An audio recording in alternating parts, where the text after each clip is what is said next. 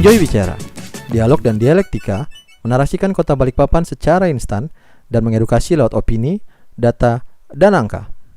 Oke, selamat malam. Malam. Senang banget nih kita ketemu lagi di episode Enjoy Bicara yang terbaru.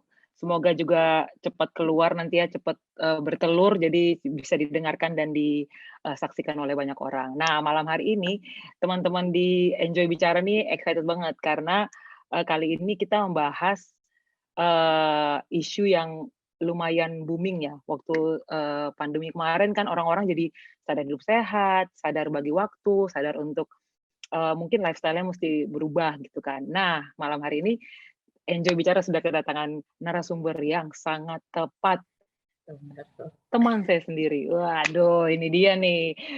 Welcome to Enjoy Bicara, Febriani Melisa. Asik. Itu kan Thank you. nama panjangnya ternyata ini Febriani Melisa. Tapi kalau di sosial media kan Feb Mels ya, yang sekarang lebih dikenal dengan Feb Mels gitu ya. Mel, kita nih kan sering ngobrol-ngobrol ya di luar konteks Enjoy Bicara ya ini ya. Tapi di luar juga kita kebetulan sering bertemu di minat-minat yang sama ya. Yes.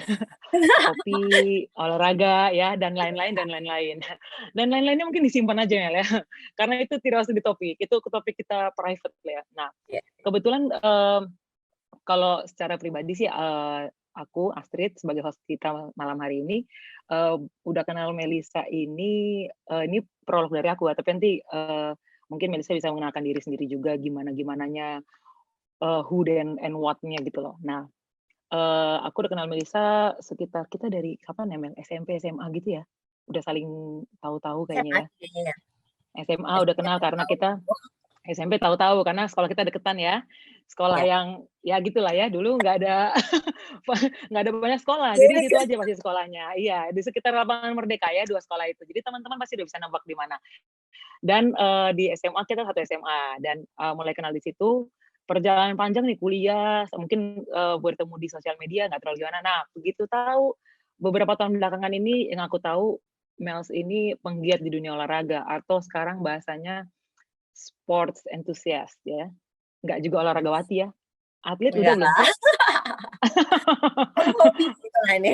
Penghobi. Atlet tuh kayaknya langsung bebannya berat gitu ya, Mel. Banget itu. Nah, ini yang selama ini mungkin orang juga berasumsi aja, mungkin lihat dari sosial media atau lihat dari apa yang didengar di belakang-belakangnya orang gitu kan. Oh, Melisa ini, Melisa ini itu, anak lari juga, anak sepeda juga. Tapi dari narsum dulu nih, kira-kira bisa diceritain nggak sih Mel, mungkin historinya ya. Kemarin mungkin memang sudah ada ngobrol-ngobrol juga kan sama tim Enjoy Bicara ya, tapi untuk di halayak ramai ini, kira-kira yang bisa dirangkum apa sih yang membuat jadi sports enthusiast yang sampai sekarang ini gitu loh? Maksudnya road to sport enthusiasm gitu ya? Road to sport enthusiast, benar. Bukan road to berapa K race gitu ya.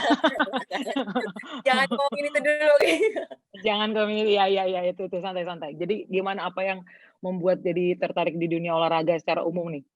Jadi sebenarnya sih kalau minat olahraga itu kayaknya udah bawaan orang kali ya, karena dari orang tua itu emang doyan olahraga dua-duanya, tapi yang memang benar-benar doyan lagi papa yang hampir semua apa ya, dulu kan di oil and gas juga jadi available semua cabang olahraga lah ya. Jadi Iya, dari situ benar. emang udah dari kecil itu ditanamkan untuk olahraga. Jadi dari SD itu dari TK SD udah diikutin les renang sama papa, terus disuruh latihan tenis lah, terus ikutan di sekolah juga ikutan olahraga basket, voli, sana lari, sini ya. terus bowling juga, terus akhirnya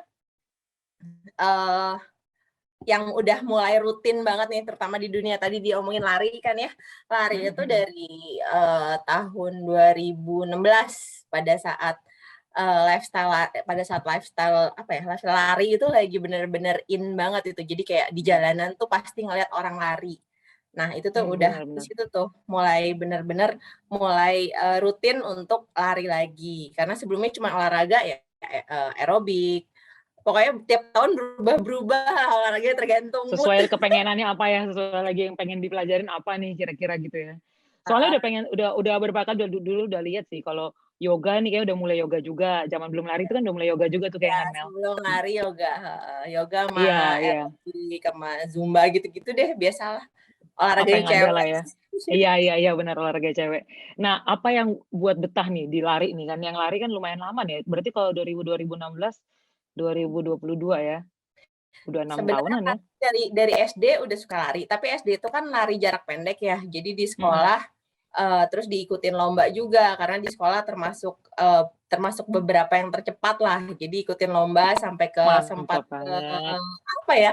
Porda kali atau apa tuh namanya, pokoknya dulu sempat lari ada lawan dari Bontang dan kawan-kawan gitu tuh, tapi SD masih kecil banget sih sebenarnya, masih SD sekitar kelas 3 kali ya. Nah, itu udah lari jarak pendek. Terus habis itu udah nggak lari lagi, baru 2016 lari rutin. Nah, di situ masuk komunitas yang akhirnya dapat teman-teman yang mungkin sefrekuensi ya larinya. Iya. Yang itu yang bertahan sampai sekarang ya.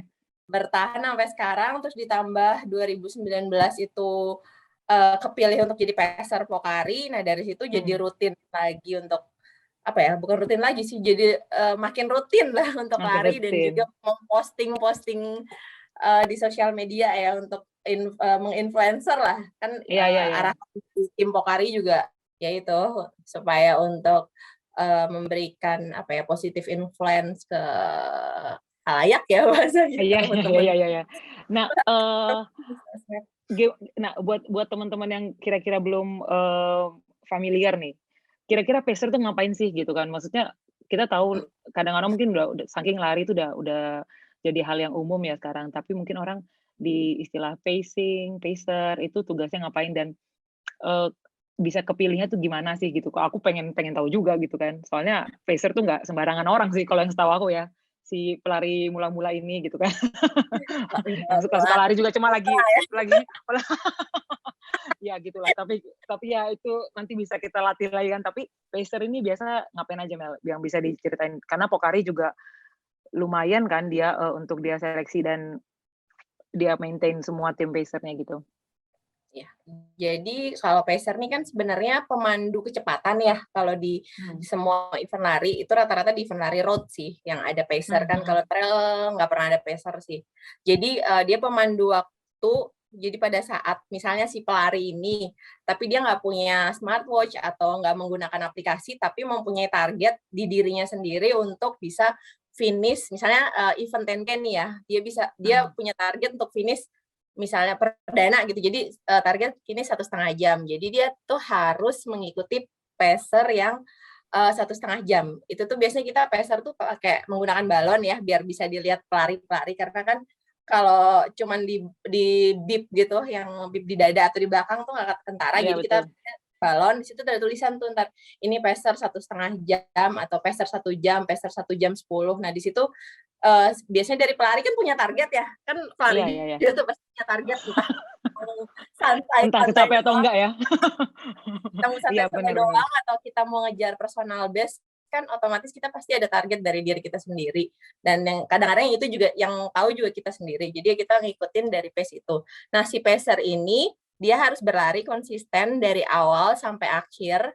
Itu misalnya 1,5 jam berarti dia pace 9 ya. Jadi itu dari awal sampai akhir diusahakan pace 9, paling minimal cuman beda beberapa detik. Jadi dalam pace 9 itu maksudnya kecepatannya bisa pace 9 atau 859 dalam 1 kilo gitu. Jadi itu harus konsisten dari awal sampai akhir. Jadi kalau teman-teman yang mau targetnya finish 1,5 jam, otomatis harus finish bareng pacer si 1,5 jam, atau bisa kalau di depannya si pacer 1,5 jam ini berarti targetnya lebih depan gitu. Jadi misalnya 1 jam 27 menit, atau kalau mau 1 jam yang ngikutin pacer 1 jam gitu. Jadi ikut by group ya, seingatku ya. Iya benar. Pada saat event ini ada sekitar biasanya 2 atau 3 pacer dalam satu waktu. Satu kategori waktu ya. Atau kategori waktu. Jadi maksudnya kalau di 10K biasanya ada 4 atau 3 pacer tuh. 1 jam, 1:10, 1:20, 1:30 kadang-kadang seperti itu. Nah, itu jadi berarti dalam event 10K kira-kira ada 4 kali 3, 12 orang pacer. Nah, kalau Sedap banget. cara masuk pesernya sih kemarin apa ya, mereka buka kayak lowongan kerja gitu, biar hiring gitu. Jadi kita tuh ngisi Google Form, nanti dari situ dipilih lagi oleh tim Pocari Sport Science, nanti dipilih dan akan dilakukan interview. Interviewnya ini kalau kemarin kan belum pandemi ya, jadi interview secara langsung, kita Offline berarti ke datang Jakarta ya. ke office-nya di Jakarta, dan itu dengan biaya sendiri sih. Terus Iya, dari situ karena kita baru usaha nih ceritanya ya. ya sama kayak kerja lah ya. Jadi nggak Mhm. dibiayain sama mereka. Terus setelah itu dipilih dari situ. Kalau kemarin sih sekitar nggak nyampe 30 sih. 30 dari seluruh Indonesia di tahun 2019. Baru di tahun. Cakep. Dan tiap tahun itu dia walaupun kita misalnya peser 2019, kalau mau lagi jadi peser 2020 itu tetap harus ngulang dari nol lagi hitungannya. Apply lagi berarti ya, reapply semuanya ya. Wah Terus ya, untuk jadi ketentuan peser tuh kita harus jadi personal base kita misalnya personal base kita 1 jam, kita nggak boleh jadi peser 1 jam. Karena jadi peser itu kita kan harus mensupport dan bikin keadaan para pelari itu happy dan senang ngikutin kita, bukannya malah kita yang ngos-ngosan ikut bareng sendiri ya, benar. Iya, dan peser itu kan bukan cuma lari kita, biasanya kita teriak-teriak, terus kadang-kadang ada cheering juga sekalian ya. Cheering dan nyemangatin teman-teman. Kadang-kadang kita juga bawa energi gel untuk bagi ke teman-teman yang lari itu. Gitu. Seru sih sebenarnya, lebih seru sih. Beda. Dan dengar-dengar kan dari Kalimantan ya, dari Balikpapan cuma Melisa kan sendiri kan, cuma yang dari Kalimantan lagi ya, bukan Kalimantan 1, Sulawesi 1, sisanya Jawa, Bali 1, sisanya Jawa Sumatera. Cakep banget. Jadi gini teman-teman, memang kebetulan teman saya yang satu ini humble banget ya, tapi sejauh yang aku tahu nih, ini correct me if I'm wrong ya, tapi trail running juga doyan banget kan Mel, bahkan aku pernah meminjam beberapa kita saling membantu lah di dunia lari itu. Jadi di dunia olahraga ini kan saling kenal, saling bantu, apa yang bisa disupport gitu kan. Nah, trail running iya, road running iya juga ya, dan sekarang cyclist gitu ya. Nah, di semuanya ini Mel, dan di luar itu kamu juga kantoran gitu kan, ya berkantor di satu instansi yang nggak kaleng-kaleng gitu kan. Nah, kita nggak bisa sebut instansinya di sini, tapi yang menurutku juga jam kerjanya juga padat, ada jam kerja yang settle gitu kan.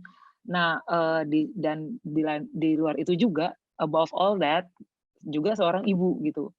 Nah, ini yang menarik gitu kan, karena nggak semudah itu berarti untuk mengatur waktu, mengatur mood, mengatur semua jadwal-jadwal itu, karena ini bukan hanya hobi, berarti kan olahraga ini udah jadi kebutuhan gitu kan, fisik, mental, untuk kesegaran semuanya, dan kita untuk maintain keseharian kita supaya bisa berjalan dengan baik gitu. Nah, apa sih yang kamu rasain Mel? Gimana caranya kamu manage semuanya itu, waktunya atau load kerjanya mungkin gitu, yang bisa di-share lah, karena ini hal yang menarik gitu. Orang mungkin lihatnya, wah ini lari mulu nih, ini sepedaan mulu, tapi kan deep down pasti ada yang kamu manage gitu kan. Nah, kira-kira apa yang kamu lakukan atau tipsnya mungkin ada buat orang-orang yang baru mau mulai gitu kan.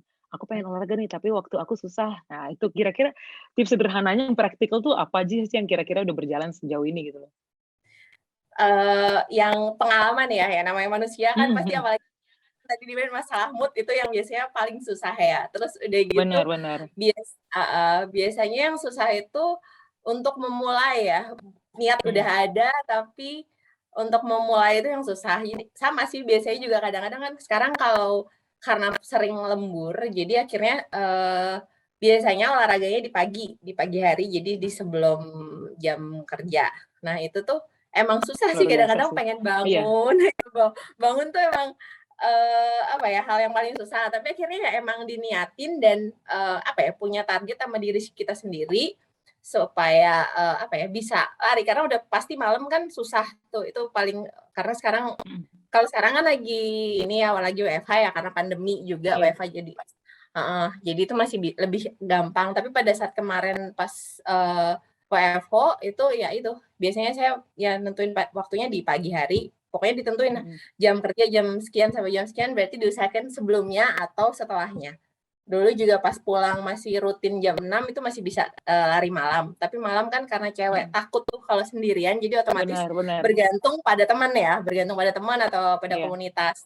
Tapi kalau pagi itu ya itu pasti bisa sih, tergantung cuaca sih kalau pagi. Tapi ya. Pagi lagi susah ya ditebak ya.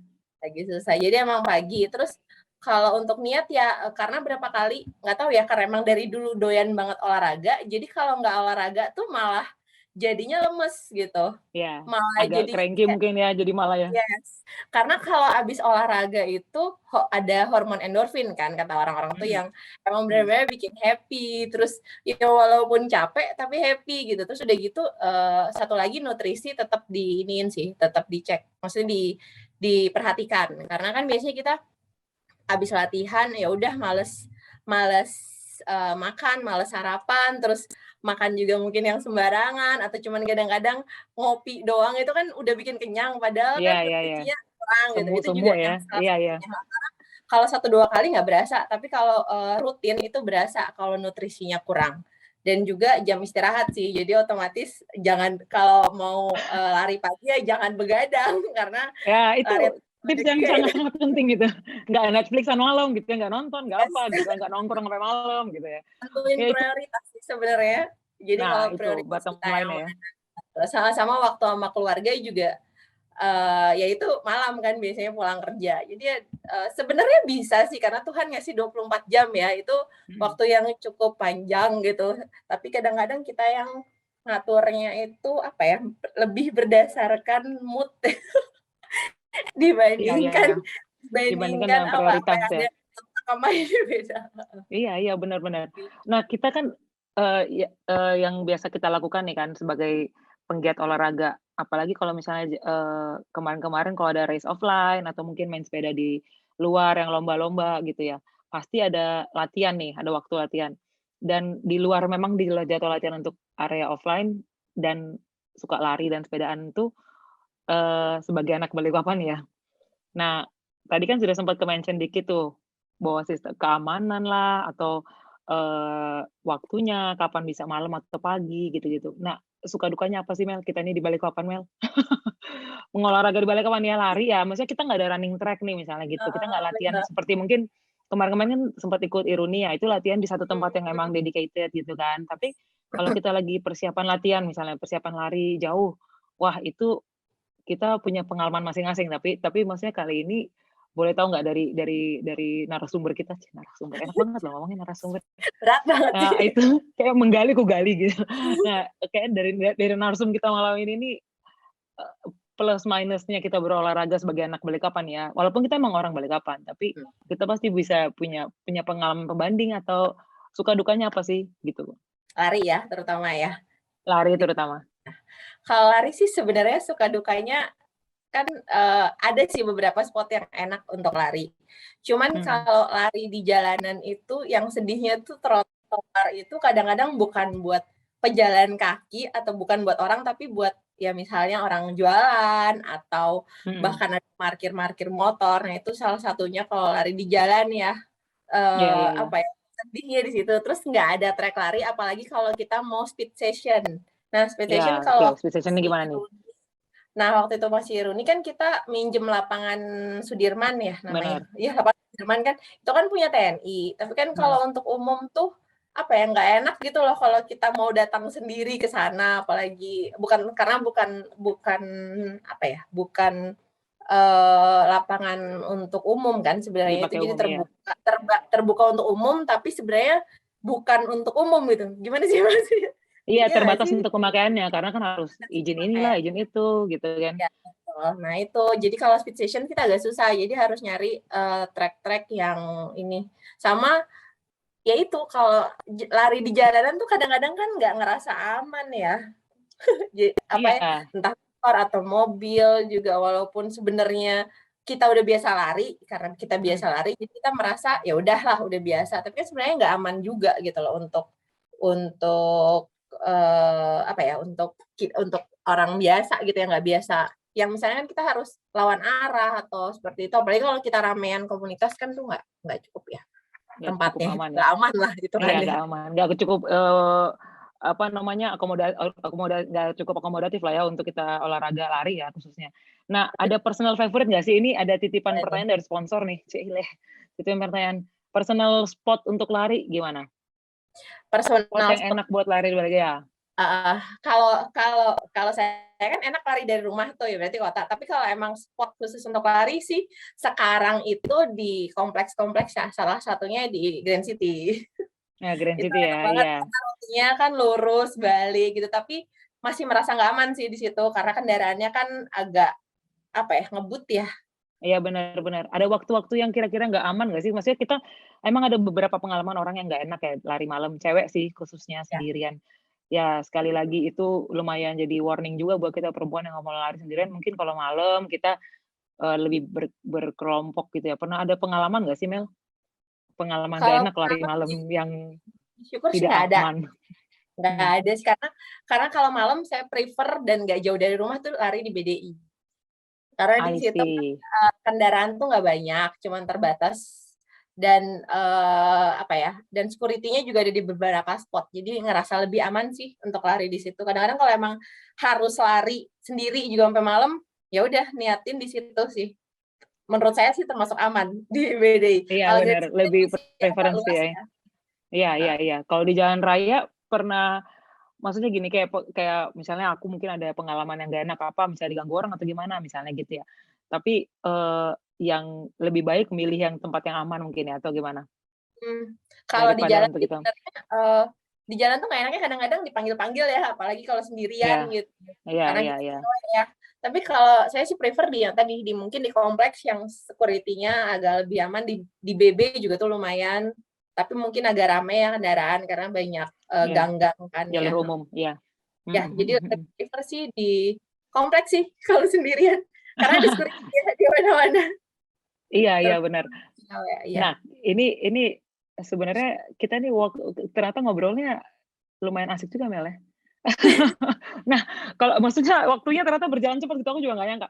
Nah, kalau kita kan udah punya pengalaman berolahraga di kota lain ya Mel, lari dan sepedaan nih. Beberapa kali aku lihat di Jogja, di mana kita pernah di Bandung, gitu, Jakarta mungkin.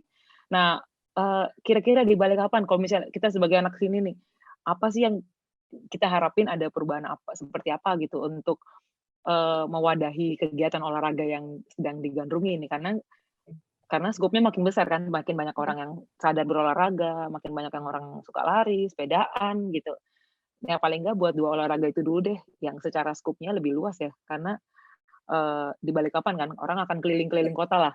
Lagi mau rutenya ke BB atau kemana, Jalan Pertamina, kita udah dulu Jalan Minyak juga sering ya latihan ya, tapi Gununduk sudah mulai terbatas kan. Nah, kira-kira punya ada bayangan seperti apa sih atau ide apa sih yang kalau untuk lebih baik lagi gitu, ada perubahan-perubahan yang lebih baik lagi di dunia olahraga Balikpapan? Sebenarnya sih pengen ada apa ya lapangan ya kayak stadion ada sirkuit gitu 400 meter kayak di Bandung tuh ada tuh kan dia yang biru itu jalannya apa sih gazebo atau apa sih itu ya? Ya mungkin ya. Agak-agak. Ya gedung sate jadi jadi itu untuk umum. Jadi untuk umum terus bawahnya tuh enak bahannya yang empuk gitu. Jadi kita mau speed session bisa mau apa. Jadi paling nggak pengennya sih ada stadion atau apa ya lapangan untuk lari gitu dengan track yang 400 meter tuh itu yang bisa untuk speed session kan. Terus dan juga trotoar yang nggak bolong-bolong ya paling nggak. Jadi bisa dibuat kita yang lari long run yang udah bosen muter-muter komplek atau bosen di mana jadi di jalan masih aman karena selama itu trotoar tuh di Balikpapan ya rada bolong-bolong misalnya di beberapa tempat mungkin yang enggak ya tapi kayak ke arah lapangan Merdeka pun itu kita harus lari di jalanan. Terus sebenarnya ada track khusus juga kan untuk sepeda ya ada gambar sepedanya. Cuman ya tetap aja merasa tidak aman di situ karena ya motor atau mobil mungkin kurang apa ya mungkin kalau mereka bukan pelari atau mereka bukan pesepeda yang jarang olahraga di jalanan pasti kan beda ya Iya, sense-nya gitu ya. sense-nya beda, Jadi itu sih harapannya ada sirkuit, ada lapangan atau stadion untuk lari, terus trotoar juga kalau bisa sih. Benar-benar untuk Rambu-rambu sih. pejalan Iya nggak kaki. sih? Apa? Kadang-kadang kan kita lari di trotoar nanti ada motor lah, ada Iya, motor yang jalan terus lawan arah gitu-gitu kan. jualan lah kadang-kadang atau ada Iya, iya. lobang juga banyak gitu sih. Terus itu sih pengennya gitu karena kan ya namanya kota kecil kan kecuali mungkin mau dibuat ya trek lari di pinggir pantai nanti pada saat udah ini semua tuh. Ya, siapa Udah, tahu bukannya iya. nggak mungkin ya. Kita Kan berharap dan berdoa juga, siapa tahu ada usahanya dan gitu bisa ada ke sana kan jalurnya ya. Jalur-jalur karena yang kan dibuat khusus gitu kan. ini kan ya kan dulu infonya kan pengen dibuat jalanan di pinggir pantai kan, cuman nggak tahu deh realisasinya gimana. Cuman ya Iya. berharapnya ada trek kayak di Singapura gitu kan, di East Coast tuh ada trek lari di pinggir pantai. Iya benar. Iya, jadi kayak di Stanchart itu gitu pakai itu ya. Kalau FM di Stanchart ya, kalau yang race-race di Ya, Singapura dia lewatin jalur itu. lewatin jalur itu. Ya paling nggak ada pilihan rute lah. Kita rutenya lebih banyak terutama untuk long run. Karena long run di sini kan yang kita bingung ya. Kalau muter-muter kadang-kadang bosen juga kalau tiap minggu di Benar. situ. Ngelup di Grand City berapa kali gitu ya. Bosen juga sih kalau nyari ultra misalnya gitu. Kalau Iya, yang untuk turun. masih banyak tuh.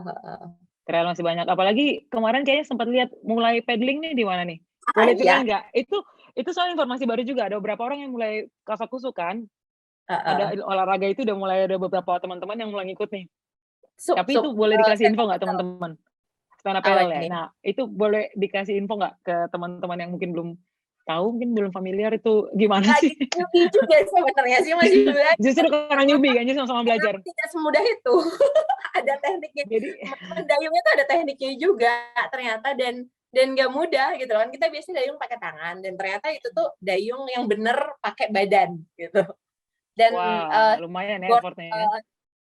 Boardnya kan itu masih masih terbatas lah untuk di Balikpapan dan infonya juga kayak belum ada penyewaan jadi masih pinjem temen sih. Pinjem teman. Tapi ada yang bisa melatih gitu ya atau gimana ya? Yang bisa nunjukin spot dan tempat kita latihan gitu? Sebenarnya beberapa spot kan yang aman ya di laut sama di Waduk Manggar. Kalau di mangrove itu kan takut buaya ya. Iya benar, Balikpapan ya, hidup Balikpapan. Dengan segala kejutannya di dalam air ya.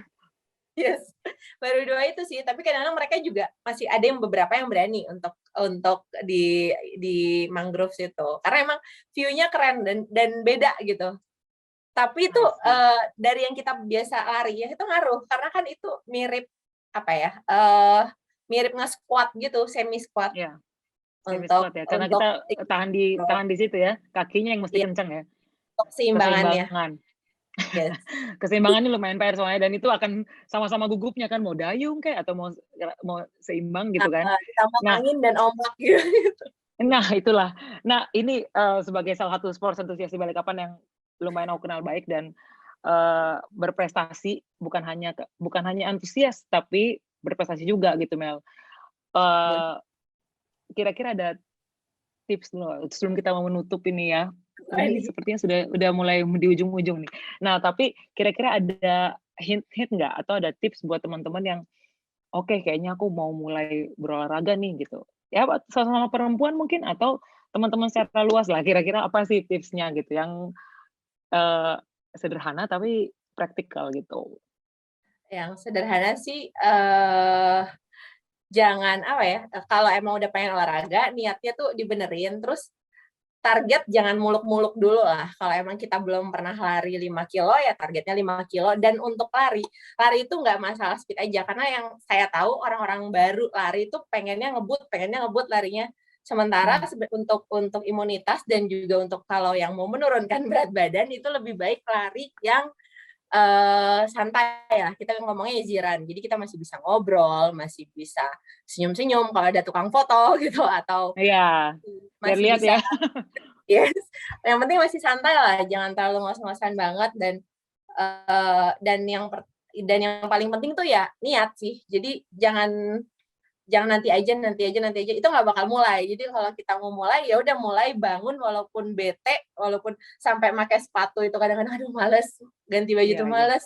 Itu tetap harus dilakuin. Ntar kalau udah keluar, udah mulai lari, udah sekitar mungkin 300 meter, lama-lama kita udah muncul tuh hormon-hormonnya untuk ini makin semangat larinya. Tapi ya itu, jangan ngoyo sih. Dan targetnya jangan muluk-muluk berproses semuanya. Gitu sih. Asik. Terima kasih Dan banyak, terima kasih banyak. Konsistensi is the key gitu. Itu tetap lah. Konsistensi. Iya, niat dan konsistensi itu berdampingan kan soalnya kan. Waktu konsisten dia akan niat juga dan segala macam. Akhirnya ada habitnya gitu ya.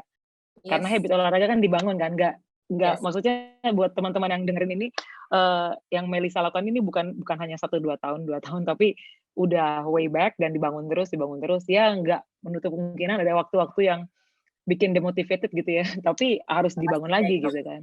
Pasti ada itu. Body juga tuh. Iya, benar. Jadi yang penting mulai aja dulu. Iya, benar. Mel, terima kasih banyak. Iya, sama-sama. Terima kasih. Ini dalam rangka, kemarin kita baru nonton Balikpapan nih kan, which is-nya bagus banget buat Kota Balikpapan biar semakin berkembang dunia olahraganya kan, semakin memfasilitasi penggiat olahraga di Balikpapan gitu kan. Karena ini rumah kita bersama. Orang Balikpapan. Semakin sehat, kita aman semua kan. Dan sebentar lagi nih, Febriani Melisa nih berulang tahun.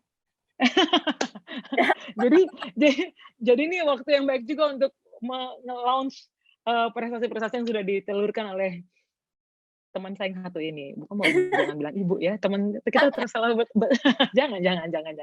Jadi terima kasih banyak Mel, waktunya dari sela-sela kesibukan yang padat sudah boleh hadir di Enjoy Bicara. Sudah boleh share pengalaman, share tips and triknya di dunia olahraga. Dan nanti kita ketemu di track lari mungkin. Yes. Dan di sesi-sesi yang lain. Dan di kopi-kopi dan di tempat-tempat yang lain. Terima kasih banyak Mel waktunya. Thank you, Kak Tit.